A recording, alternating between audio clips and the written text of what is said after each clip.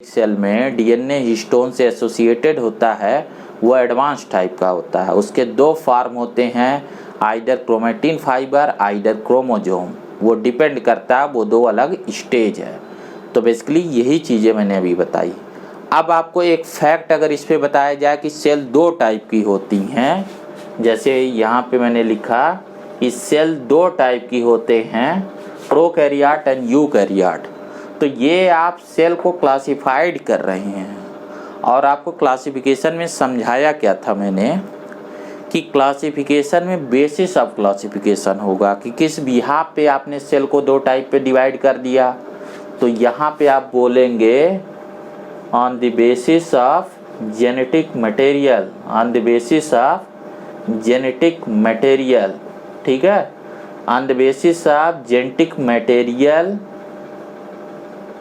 Composition, पूरा लिखिए, on the basis of genetic material composition, कि जेनेटिक मटेरियल का कंपोजिशन यूकैरियोट में डीएनए हिस्टोन से एसोसिएटेड है और यहाँ डीएनए विदाउट हिस्टोन है। ठीक है, एक और चीज़ होती है, इन्फॉर्मेशन को थोड़ा और अपडेट करते हैं। जो प्रोकैरियोटिक डीएनए होता है ये सर्कुलर है। सर्कुलर का मतलब देखिए, यहाँ से हमने शुरू किया और ये एंड इससे बाउंड है और एक सिंगल डीएनए ही होता है, इसको ही हम प्रोकैरियोट बोलते हैं। और इस डीएनए में जगह जगह पे इस तरीके से जीन लगे होते हैं, जैसे यहाँ पे एक जीन होगा, यहाँ दूसरा जीन होगा, यहाँ तीसरा जीन होगा। इस तरीके से उसके लीनियर सेगमेंट में बहुत सारे जीन लगे होते हैं। जबकि यूकैरियोट में जो डीएनए होते हैं ना, ये डीएनए इस तरीके से कई सारे होते हैं, कई सारे ऐसे छोटे छोटे टुकड़ों में होते हैं। तो इसको हम बोलते हैं लीनियर डीएनए।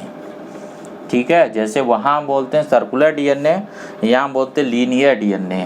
तो इसमें जीन कुछ ऐसे है, जैसे यहाँ पे एक जीन है, दूसरा जीन यहाँ पे है, तीसरा जीन यहाँ है, यहाँ नंबर ऑफ डीएनए होते हैं।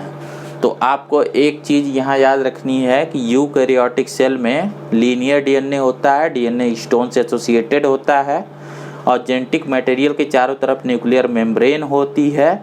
लेकिन इम्पॉर्टेंट बात है, अंदर का मटेरियल मेम्ब्रेन नहीं, ठीक है। और यहाँ पे डीएनए हिस्टोन से एसोसिएटेड नहीं होता और सर्कुलर एक सिंगल ही होता है।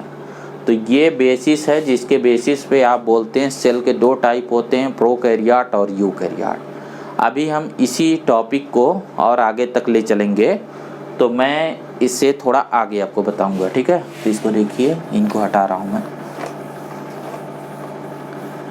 अब यहाँ एक एग्जाम्पल लेंगे और इस एग्जाम्पल के थ्रू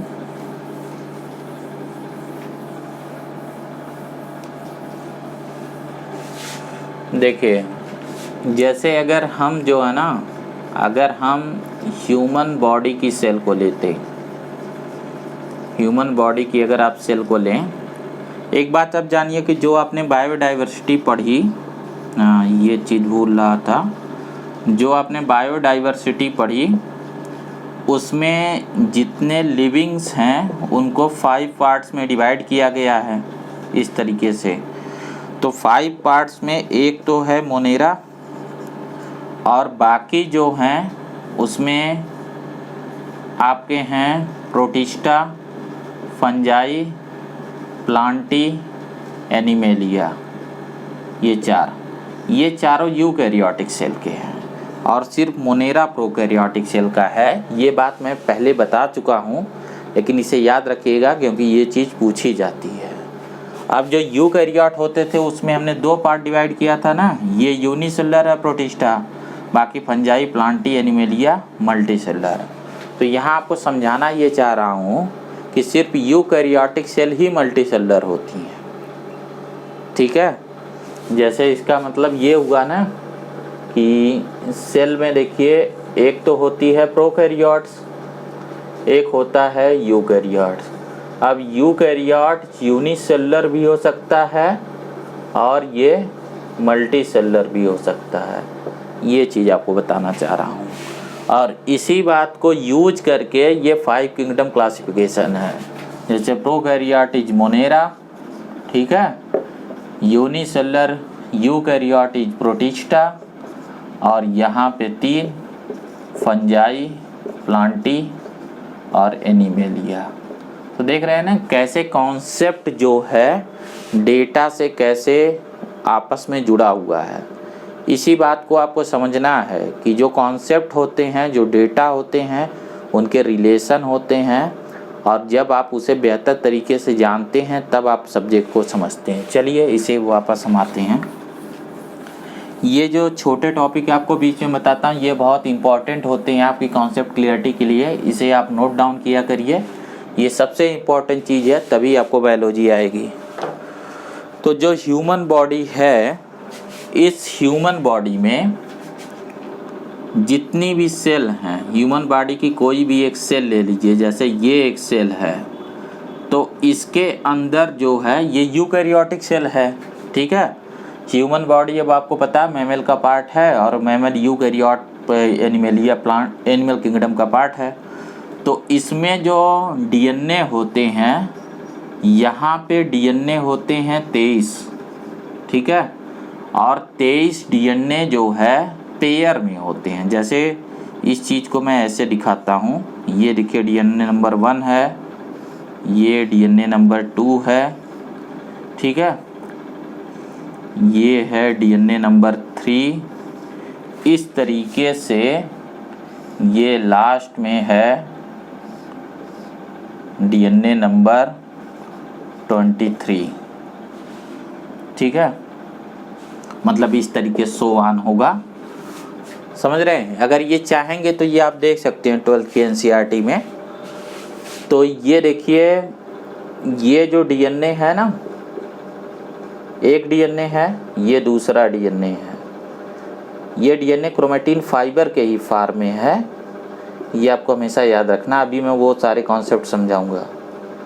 तो ये डीएनए क्रोमेटिन फाइबर के ही फॉर्म में है, लेकिन ये सब पेयर होती हैं, तो इसीलिए बोला जाता है 23 पेयर या फिर 46 डीएनए, या फिर फैक्ट होता 46 क्रोमोजोम। तो ऐसा क्यों होता 46 क्रोमोजोम? तो आप जान गए, क्योंकि हमारी जो सेल है उसमें जो डीएनए हैं वो पेयर हैं। जब ये डीएनए पेयर होते हैं तो इन सेल को हम डिप्लॉयड बोलते हैं, ठीक है। एक्चुअल में ये जो वर्ड है ना प्लॉयडी, इसका मतलब होता है number of set of chromosome, number of set of chromosome.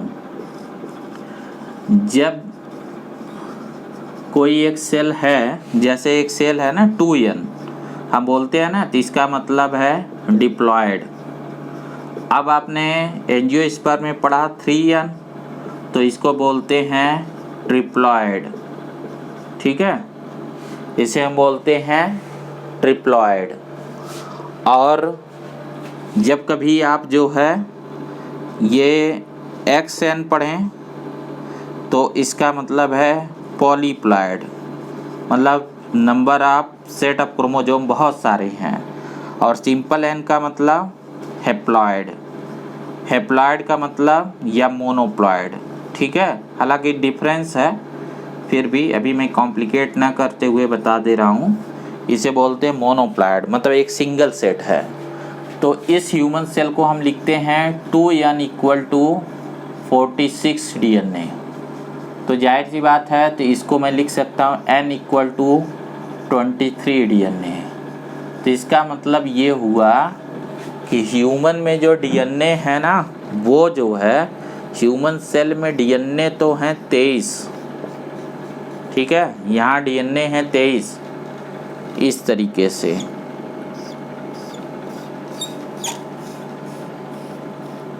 ठीक है, ये एक नंबर है, ये मान लो 23 नंबर है, ये 23 डीएनए हैं।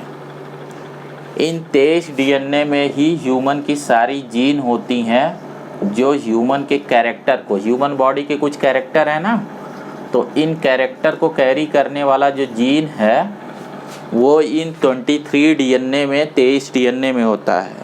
और ये 23 डीएनए यूकैरियोटिक सेल में इस तरीके से लीनियर होंगे। जब आप बोलेंगे 23 पेयर, तो हर किसी को आपको इस तरीके से पेयर बनाना पड़ेगा, ठीक है। इस तरीके से हर डीएनए का आपको पेयर बनाना पड़ेगा। तो ये हो गए 46। अब आपको एक चीज़ याद रखनी है कि इसमें से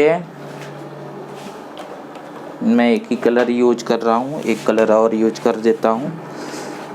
इसमें से ये अगर आधे डीएनए के सेट को इस तरीके से आप अलग कर पाएँ तो इसको हम बोलते हैं N, और बाकी बचे आधे को बोलते N, और इन दोनों को जोड़ के ये हो जाता है 2N, क्योंकि आपने पढ़ा है N = 23। ये बात समझे? मतलब ये आधे हैप्लॉइड, ये आधे हैप्लॉइड, और दोनों मिलके 2N। ये कहाँ से आए N और N? देखिए ह्यूमन बॉडी जो है शुरुआत कैसे होती है? तो बॉडी की शुरुआत होती है एक सेल से जिसे हम बोलते हैं जाइगोट। जाइगोट जो सेल होती है ये 2N होती है, ठीक है।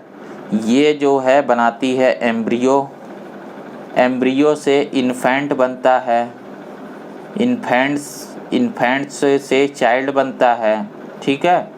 अब चाइल्ड के बॉडी की ही सेल डिप्लॉयड है, ठीक है। क्या दिख रहा है आपको? चाइल्ड के बॉडी की सेल डिप्लॉयड है। तो ये बना कैसे है? तो आपको पता है कि ये बना है फर्टिलाइजेशन से। इस जाइगोट के बनने से पहले क्या हुआ? इस जाइगोट के बनने से पहले एक N नंबर का ओवम था, फीमेल गेमिट, और एक N नंबर का स्पर्म था, मेल गेमिट। जैसे प्लांट में हम देखते थे ना, ये दोनों फर्टिलाइज हुए N और N, और ये बन गए 2N। तो एक्चुअल में ये जो N नंबर है, ये अगर हम मान ले कि स्पर्म से आया है, इसे हम मान ले स्पर्म से आया है, या फिर मान ले फादर से आया है, ठीक है। और ये N नंबर ओवम से आया है, या फिर मान ले मदर से आया है, ये सिंपल मदर के लिए। तो ये डिप्लॉयड क्यों होते हैं? ये डिप्लॉयड इसलिए होते हैं कि ये जिस सेल में होते हैं, जिस डिप्लॉयड सेल में होते हैं, वो आफ्टर फर्टिलाइजेशन बनी होती है, और फर्टिलाइजेशन में गेमिट का N और N नंबर मिलके 2N बनाते हैं। इस वजह से ये सेल डिप्लॉयड होती है, ठीक है। जबकि जब आप इसके गेमिट को देखेंगे तो गेमिट में आपको आधा ही दिखेगा, दोनों नहीं दिखेगा। यानी अगर गेमिट का पिक्चर बनाना होता तो हम आधा ही बनाते हैं, हम इस टाइप का पिक्चर नहीं बनाते हैं। जैसे मान लीजिए मैं गेमिट को बनाऊं, तो गेमिट का डीएनए कैसे बनाएंगे? स्पर्म या ओवम का, तो उसका डीएनए में ये सिंगल सिंगल ही रखेंगे, ठीक है। यहाँ पे दोनों में से एक, जैसे X या Y, ठीक है, दोनों में से एक, तो ये जो है हम सिंगल सिंगल रखेंगे।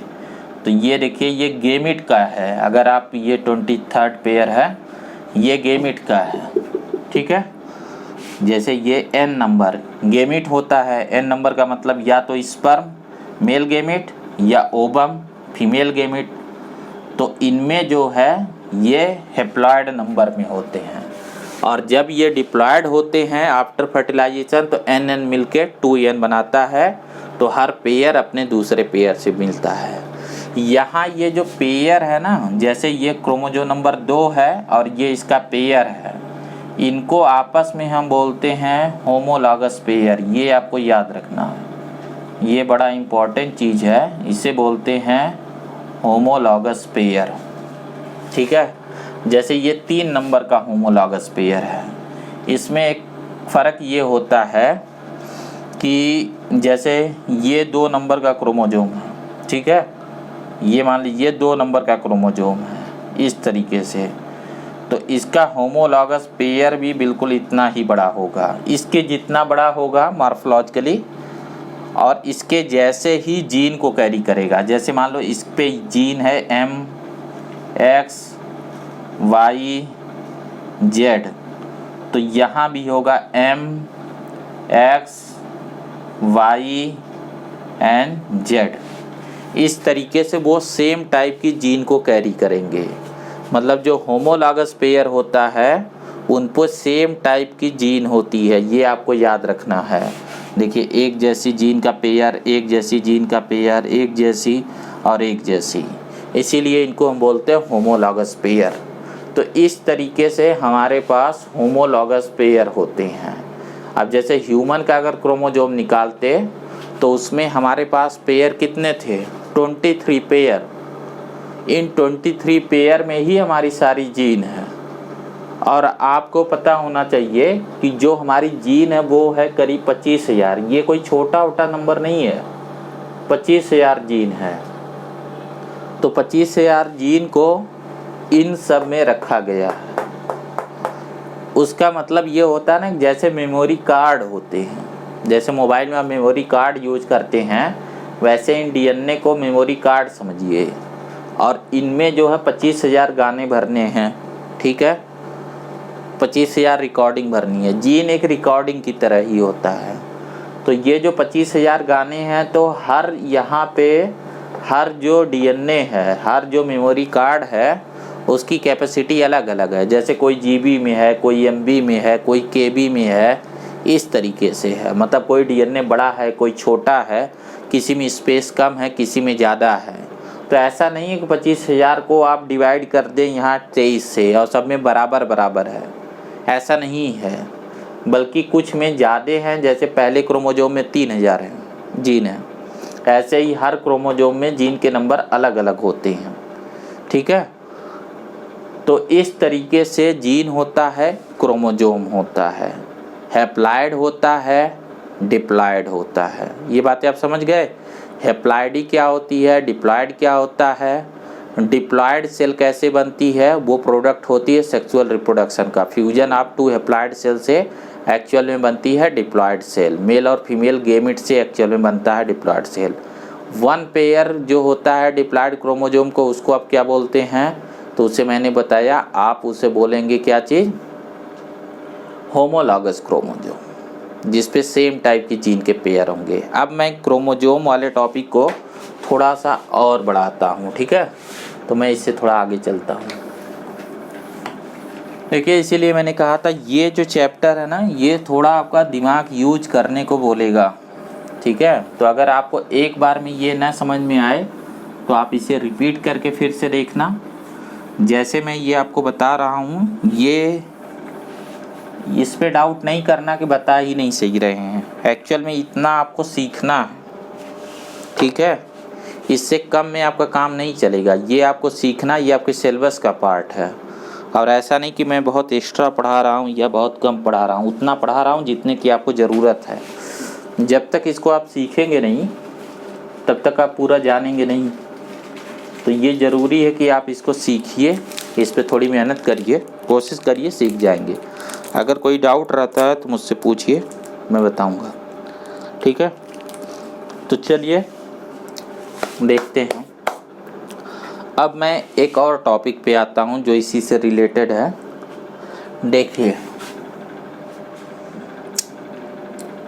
जैसे मान लीजिए फिर से हम वही एग्जाम्पल लेते हैं। मैं एग्जाम्पल नहीं बदल रहा हूँ ताकि आपको अच्छा रहे। ह्यूमन सेल, यहाँ पे डीएनए कितना है, 46, ठीक है। या फिर हम बोले 23 पेयर, ठीक है। तो हम मान लीजिए ये जो डीएनए है, इस तरीके से क्रोमोजोम ही समझिए, ऐसे इसको हम बोलते हैं होमोलॉगस क्रोमोजोम। ये पहला सेट है होमोलॉगस क्रोमोजोम। होमोलॉगस डीएनए या होमोलॉगस क्रोमोजोम, कॉन्सेप्ट वही होगा, एक जैसी जीन एक पोजीशन पे होंगे। ये पहला पेयर है, ठीक है। अब देखिए, एक चीज़ आपको ये समझाना चाह रहा हूँ कि जैसे जब आप सेल को देखते हैं तो 2 स्टेज दिखती है। एक स्टेज में इस तरीके से स्कैटर्ड फॉर्म में आपको क्रोमेटिन फाइबर दिखते हैं। दूसरे स्टेज में इस तरीके से आपको क्रोमोजोम दिखते हैं। ये आपको बता दिया है पहले ही कि ये क्रोमेटिन फाइबर ही कंडेंस होकर क्रोमोजोम का फॉर्मेशन करता है। तो ये बनता कैसे है, इस चीज़ को थोड़ा हम देखेंगे। ये आपका पार्ट है। जब आप न्यूक्लियस में पढ़ेंगे तो इन्हीं चीज़ों की इन्फॉर्मेशन आपको चाहिए। और ये चीज़ आपको 12th में जेनेटिक्स में काम आएगा। अगर आपको ये बातें अच्छे से नहीं पता होंगी तो फिर मुश्किल होगा। अगर ये बातें आपको नहीं पता होंगी तो आपको सेल डिवीज़न नहीं आएगा जो नेक्स्ट चैप्टर है, ठीक है।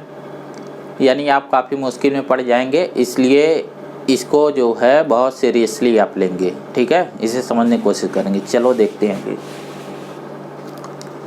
देखिए, जब इस तरीके से क्रोमोसोम होता है ना, तो हम इसे कैसे पता लगता है हमें। एक्चुअल में हम सेल को स्टेन करते हैं। स्टेन का मतलब कलर करना। स्टेन जैसे अब दाग लगना बोलते हैं उसको, जो है बायोलॉजी में स्टेनिंग एक टेक्नोलॉजी है। इसमें क्या करते हैं कि हम सेल को कलर करते हैं, उस पर डाई डालते हैं, कलर करते हैं। तो जब हम सेल को कलर करते हैं ना, तो इसमें दो तरीके के हमें रीजन दिखते हैं। एक रीजन वो होते हैं जो थोड़ा गहरे रंग से डार्क कलर से जो स्टेन होते हैं, और एक होता है लाइट। तो इस बिहाफ पे जो डार्क होता है उसे हम बोलते हैं हेट्रोक्रोमेटिन, ठीक है। इसे हम बोलते हैं हेट्रोक्रोमेटिन। और जो लाइट होता है उसे हम बोलते हैं यूक्रोमेटिन, ठीक है। उसे हम बोलते हैं यूक्रोमेटिन। और यहाँ जो आपको दिख रहा है ये है क्रोमोसोम का फॉर्म। तो हमें बेसिकली देखना कि ये हेट्रो और यूक्रोमेटिन जो इस तरीके से डीकंडेंस स्कैटर्ड फॉर्म है वो कैसे यहाँ कन्वर्ट हो जाता है, ठीक है। तो इसको मैं समझा रहा हूँ। देखो आप इसको बिल्कुल इनिशियल से हम समझते हैं। देखिए, एक जो डीएनए होता है ना, एक जो डीएनए होता है वो कुछ इस तरीके से होता है।